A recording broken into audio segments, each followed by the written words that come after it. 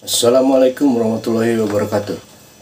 Jumpa lagi dengan saya. Kali ini saya akan ngobrol tentang long exposure fotografi. Apa sih long exposure itu? Apa bedanya dengan available light? Toh dua-duanya juga sama dengan kecepatan rendah. Oke, pada dasarnya long exposure itu memang mirip dengan available light. Dimana kalau available light itu biasanya jarang menggunakan tripod, lebih sering handheld, dan kecepatan biasanya antara 30 detik sampai 125 detik. Nilai ISO itu dinaikkan secukupnya, ya. Dan diafragma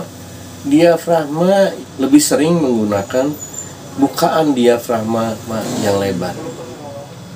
Sementara dalam long exposure itu biasanya menggunakan bukaan diafragma yang kecil, ya, seperti 16, 11, atau 8. Lebih sering menggunakan tripod. Dan untuk ISO, biasanya ISO yang dipergunakan itu 100, 200, dan 400. Jadi walaupun mirip tapi berbeda, ya. Hal-hal yang harus diperhatikan sebelum kita memotret long exposure, yaitu pergunakan ISO serendah mungkin, antara 100, 200, dan 400. Biasanya ISO 400 itu jadi pilihan terakhir, ya. Gunakan bukaan diafragma yang kecil, seperti 16, 11, 8. Lalu kita gunakan kecepatan shutter yang rendah, ya. Yang pasti di bawah 1 detik. Lalu kita gunakan tripod yang kokoh, ya. Apabila ada fungsi stabilisasi pada lensa ataupun kamera, dimatikan untuk menghindari salah tafsir dari kamera atau lensa yang menganggap kamera diam itu ada goyangan, padahal tidak, ya. Jadi kedua-duanya dimatikan. Lalu apabila kita mempunyai shutter release, itu kita gunakan. Kalau nggak ada, kita gunakan fitur timer yang ada di dalam kamera, ya. 2 atau sampai 5 detik itu cukup, ya, untuk menahan getaran saat kita menekan shutter. Lalu untuk pengguna DSLR itu sebelum kita memotret, mirror lockup diaktifkan. Kenapa? Untuk menghindari adanya bayangan kaca dalam gambar pada saat pemotretan nanti, ya. Kalau mirrorless itu nggak perlu, ya. Dan untuk pengguna DSLR, tutup viewfinder Anda, ya. Kenapa? Ya, menghindari adanya bocoran cahaya yang masuk dari viewfinder. Lalu pada saat pemotretan itu menggunakan sistem track focus, ya. Jadi kita memfokus dulu daerah atau objek yang akan kita ambil, lalu autofocus di lensa kita matikan. Kalau saya sudah memindahkan tombol fokus bukan di tombol shutter lagi. Jadi saya tidak pijit setengah untuk fokus lalu pijit shutter, enggak. Saya tekan tombol belakang. Di belakang itu tersedia ada tombol-tombol yang fungsinya sebetulnya ada fungsi lain untuk tombol itu, tapi saya matikan. Ya, saya ganti dengan tombol fokus. Jadi untuk saya nggak mematikan sistem autofocus di lensa, pada saat pemotretan itu tetap aman. Ya. Oke, sekarang kita lanjut pada prakteknya. Oke, kamera udah siap di tripod. Jadi sekarang ini saya akan menunjukkan beda pengambilan long exposure ya dengan available light. Kamera udah siap di tripod. Ini bedanya apa itu available light dengan long exposure. Kita fokus. Kita ganti dulu kecepatan. Kecepatan di sini 1/60 kita turunkan jadi 1/15.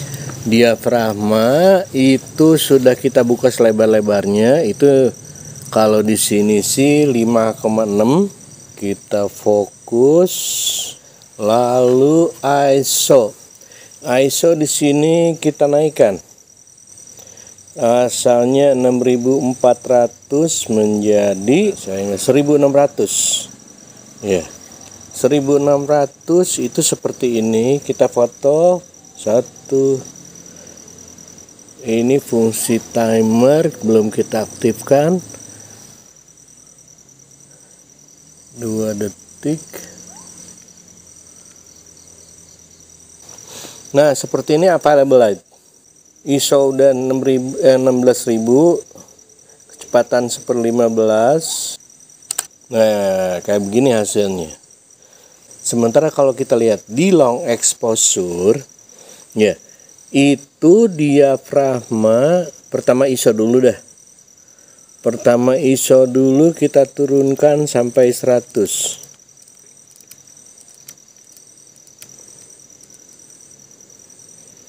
ISO kita turunkan sampai 100.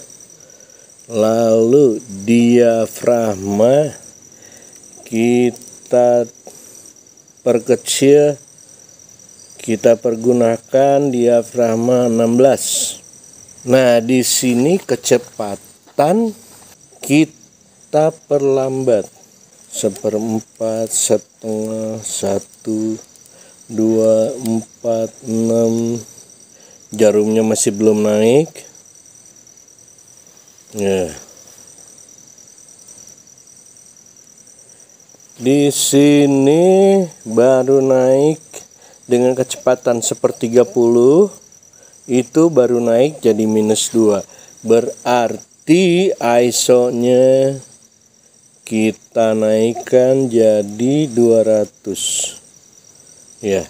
Nah, setelah nilai ISO ada di 200, jarumnya masih menunjukkan 1/3. Berarti diafragmanya kita buka lebih lebar sedikit. Naik setengah. Di sini.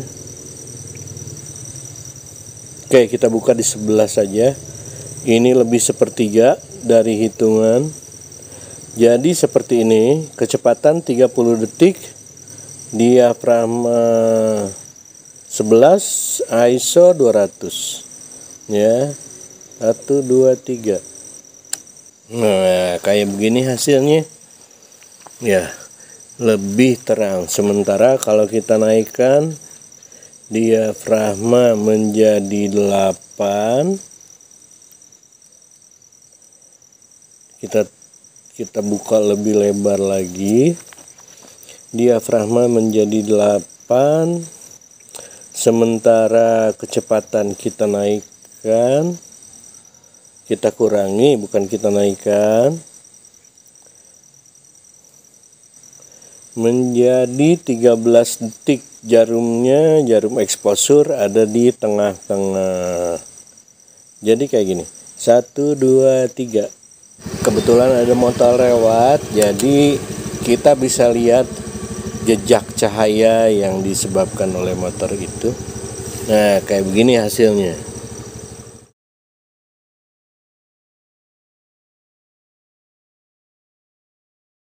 Oke, sampai di sini saja ngobrol-ngobrolnya. Ya, karena sekarang suasana udah cukup malam dan saya juga udah pakai jaket karena kedinginan.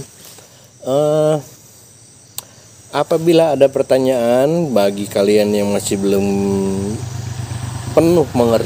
sepenuhnya mengerti, ya bisa diajukan di kolom pertanyaan. Dan jangan lupa, apabila video ini kalian anggap berguna, jangan lupa like dan subscribe ya.